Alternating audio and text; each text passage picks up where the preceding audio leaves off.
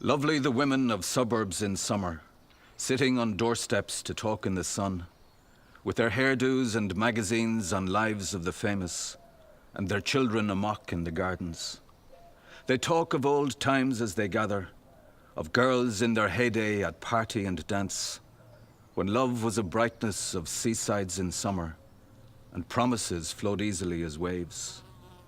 But now there are daughters who need telling off for wearing loud clothes and coming home late, and lately their husbands have fought with their sons for going away weekends and answering back. Lovely the women of suburbs in summer, sitting on doorsteps to talk in the sun, with their hairdos and magazines on lives of the famous, and the halls of their future behind them.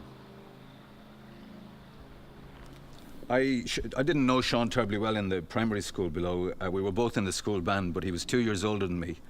And, you know, at that time, 2 years is 20 years. I was aware of him, but not more than anybody else. In the secondary school, then, he went to Mount Sion, I went to Mount Sion, and I began to become aware as I started writing that there was a guy from Johns Park a couple of years ahead of me in school, and I figured quickly that it was the same Sean Dunn. And it was a real source of sort of encouragement to me that there was somebody from this place was already making some kind of a mark as a writer. He had been published, I think, in the local papers and so forth. And our paths didn't really cross there. We would have maybe met in the corridors in Mount Sion and so forth. And then when I started writing in earnest, or some kind of earnest, I had left school, obviously. I was working in Dublin. Sean was by that time in the libraries in Cork. And somewhere or another, we got to know one another. And I remember this poem of his, Doorsteps, being published. And the extraordinary thing about it for me was that it was about our own place. And I was only beginning to figure out then that indeed you could write. It was okay to write about your own place, and that the stories of your own place are probably the most important to you. But when I read this poem, I recognized the people in it, not particular individuals, but the place and the spirit of the place. And so at some point I remember asking Sean if it would be okay to not so much an adaptation, but a one-woman show that would have been inspired by that poem. And of course Sean gave permission and was glad to. And about a year later, we did that show. Liam Murphy directed it. And I'm delighted to say its world premiere took place in Johns Park, below in Brady's pub. And Sean was there. I don't know if he was ever in Brady's. I'd been working there at that stage.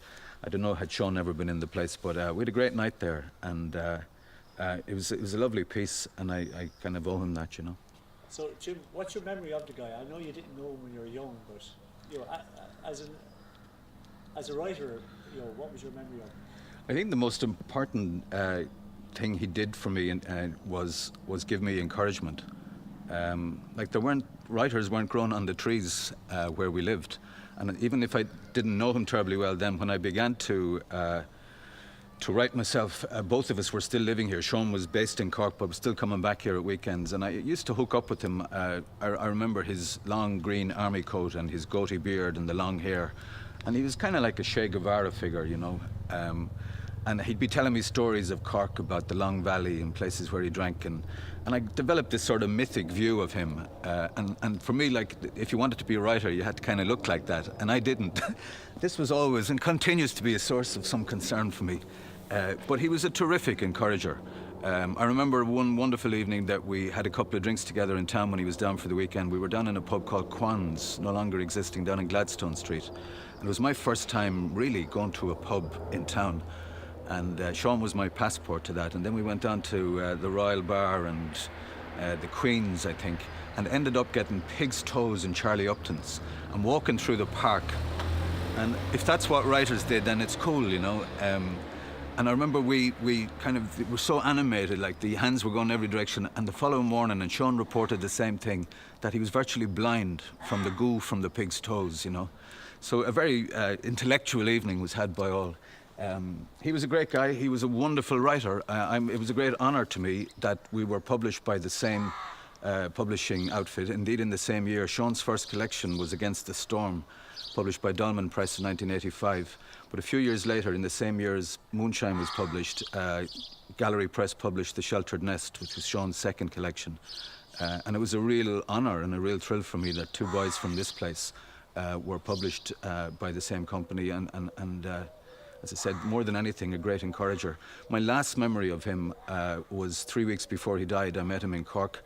I was down directing a show, and he literally ran out of the Crawford Gallery and was running on to his next appointment, and he says, "Jim," he says, "give me a shout, I heard you're coming down." And he was dead. We never got to meet again.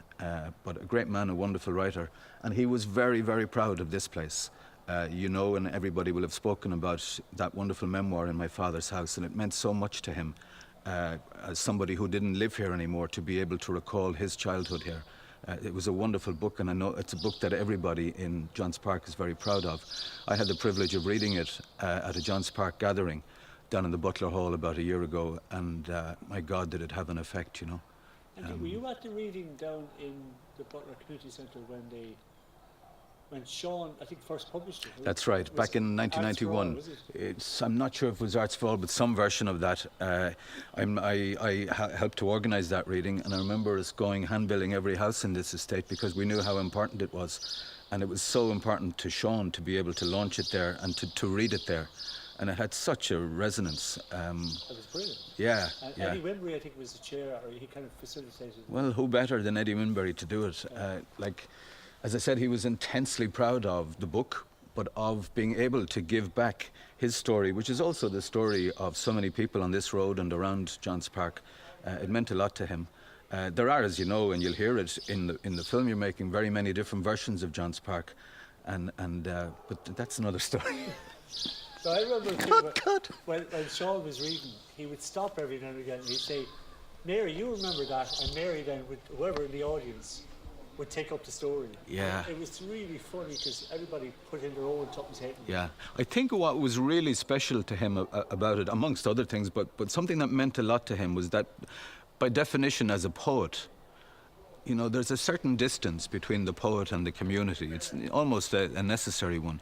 This book sort of gave him access to an audience that maybe he wouldn't have had, certainly around here, for his poetry. I think people who lived on this street and who lived in Johns Park were, you know, hugely proud of what he achieved as a poet, but maybe wouldn't have been terribly familiar with the work. And In My Father's House gave him an audience, a very wide audience in this place and beyond, you know.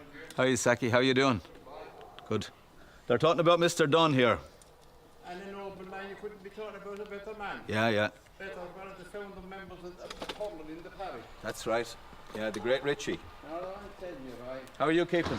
Yeah, so, you know yourself now, it's good, but you have to keep going, isn't it? That's Above right. the ground, Saki. I'll see you, lads. All the best. Bye. Good luck. Martin, you okay? Yeah. Okay, Jim, so here we are on the famous Kilcone pitch. So give us a flavour of what your memory of this place is. Yeah, I remember saying to you earlier that maybe one of the most important things that happened to me in Johns Park was in Brady's Bar. But these were certainly, I spent the happiest days of my childhood and teenage years in this place. It's an incredible feeling, a really poignant feeling to be back in the place again and to be standing on the pitch where so much magic was made. And it was really so much of the Johns Park story took place on this stage, you know. We're just lucky to be growing up at a time when, in 1965, 1966, Waterford won the league for the first time in many, many years. I was 6, 7 or 8 years old and happened to be coming over here around that time. And little did we know that we were going to be spoilt rotten for the next decade, where they won 6 leagues and were always next or near winning the cup. That was the big elusive one. It's like the golden days of Waterford soccer. I mean, there's probably not a soccer supporter over there who couldn't name you the team, like Thomas, Maguire, Morrissey, McGeough, Peter Bryan, Alfie Hale, Matthews, Lynch, Code. It was just, they were written into our sort of DNA at this stage. It was a magical, magical time in Waterford soccer, and so many people from Johns Park made the trip, not always around the front where you could pay at the turnstiles, but in fact mostly around they had a corrugated tin thing encircling that standing between us and access, and we'd be over during the week cutting away and then restitching it so you knew where the holes were. And then there was this sort of, you had to run this divide from the tin to the terrace, and there was a sort of no man's land, and the cops would be sort of on duty there, but you'd always get around that. So we didn't. The parlous financial state of Waterford soccer these days has probably much to do with people like me not paying in. But there were magical days. There was a gold flake sign over there, and we used to sort of, that's where we'd be holed up. And there'd be thousands of people ringing the stadium. I remember being here one day when, for a big game against Dundalk, and there was 12,000 people. There were so many people here, they had to put the supporters on the pitch. It was just a fantastic, fantastic time to grow up. And we were, as I say, spoiled rotten, but all the better for it. They were really golden days, you know. And then when you were younger, you played on pitch. I did. I played one game here when I played for Bolton. On the day that Shea Brennan came to Waterford, the great Shea Brennan came as player manager, we had a playoff in the league. We were playing Southend, and it was the first and only time I played a full game here. And the story doesn't have a happy ending. Southend signed a guy from Clonmel in the week of the game, totally illegal in my view. And this guy, they put him out on the right wing, and I unfortunately was the left back. And there was a good reason why they signed him. He was a great player. And I think it was one of the very few occasions when my dad came over. He played a lot of soccer as a kid, but he didn't, I think his Sundays were to do with family. So he didn't come over here, but he came that day, and I had a lousy game and we were beaten. And that's another story. But the following year, I was invited by Richie Elliott, who was running the Waterford reserve team and the youth panel, and he asked me to join the youth panel, and it was like going to heaven. It was certainly more momentous for me than anything I've received by way of accolade as a playwright. It was to come up here and train with the youth panel, but also with the reserve team, and very occasionally players from the first team, legends like Matthews or McGill, and John O'Neill in particular, I remember, who would be either coming back from injury or suspended, and they'd be forced to train with the reserve team, which means I was playing with them. And I remember one evening, Sean, playing what I thought was a particularly decent game, and being in the showers afterwards, just in under the old stand over here, and John O'Neill was there, and I was waiting for, what's he going to say to me now? And he passed me coming out of the showers. He said, "You'll never be any good." He said, "Your feet are too big." I said, "Thank you, John." Don't fucking print that. But it was great. It was really, really exciting, and as I said, it was much more important to me than anything to do with my subsequent career. Unfortunately, my football career ended in agony. I busted my leg twice in 1 year, and when I came back, I was never the same, but the youth panel was gone. And that was the end, and I had nothing else to do except write at that stage. But it was there were really, really extraordinarily special days. And even if you don't get to use it, there was the no man's land that I referred to earlier, doubled as our field of dreams. Obviously, we weren't allowed to play up here, but there was a certain tolerance during the week of us playing football in that no man's land just behind or beneath the gold flag sign. And we spent entire summers over there imagining that we were one day going to make it to the proper pitch, So it was a really important part, not just of my childhood, but practically of anybody who had any sense in Johns Park, Golden days.